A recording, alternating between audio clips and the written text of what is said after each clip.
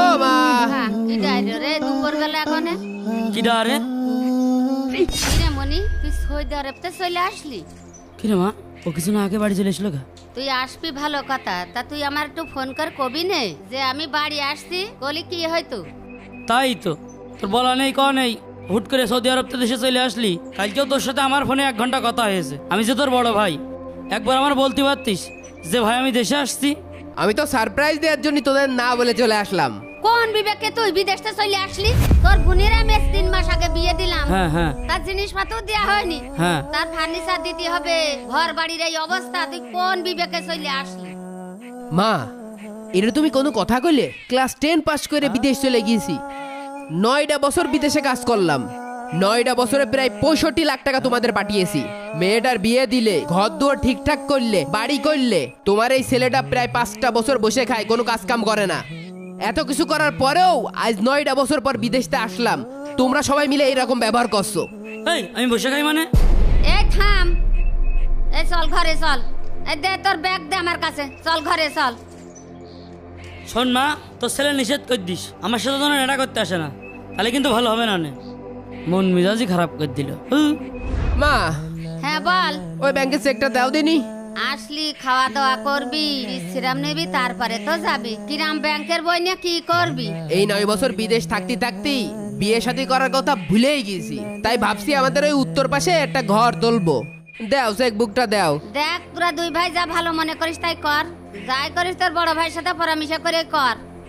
শোন মনি, ওই চেকে বলে টাকা নেই, ওই 522 টাকা আছে বলে।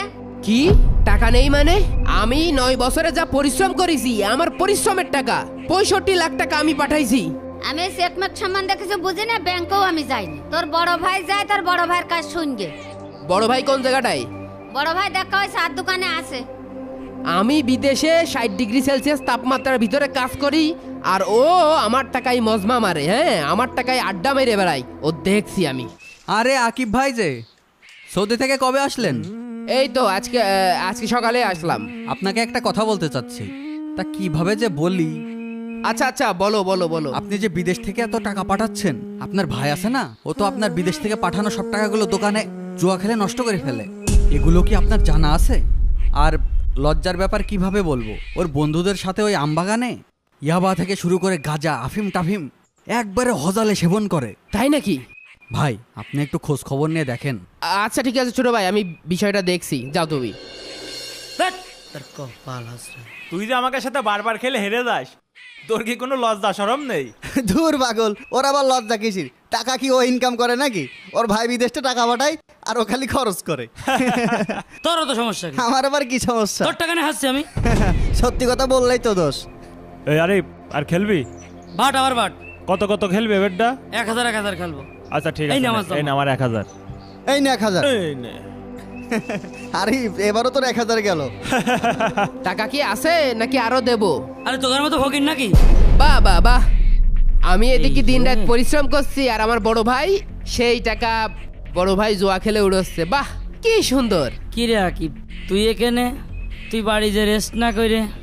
আমার ব্যাংকের টাকা কই, সেই হিসাব তোর এখন দিতে হবে। চল বাড়ি চল। আরে চল ওঠ, দাঁড়া যাচ্ছি। বাড়ি চ, মা ডাকছে। আরে যাচ্ছি। এই আরে, হাবিব, বিদেশে হাবিবুলের খাইতে ছোট ভাই বসছি দেশে আমি, এসলো তুমি কবে? এখানে জুয়া খেলে উড়োচ্ছ। ভাই দেখেছি, কিন্তু তোর মতো নেমো গরম ভাই কোনোদিন দেখিনি। আরে কি করলাম তোর সাথে আমি? তুই এমন কাজটা করতে পারলি আমার সাথে? চল। আরে আমি মা সব ডাকছে, টাকা চল। থেকে তুই আমার চল। এভাবে টেনে টেনে নিয়ে যাচ্ছিস। মা কি হইলো আবার তুগার? এই যে তোমার বড় ছেলে নিয়ে আইছি, আমি যে বিদেশ থেকে 65 লাখ টাকা পাঠাইছি, সেই টাকা তোমার বড় ছেলে কি করেছে আমার পাই টু পাই হিসাব দেওয়া লাগবে। তুই কি টাকা আমার কাছে পাঠাইছিস? মার অ্যাকাউন্টে পাঠাইছিস, মা জানে। এই আরিফ, তুই আমার দোষ দিছিস কেন?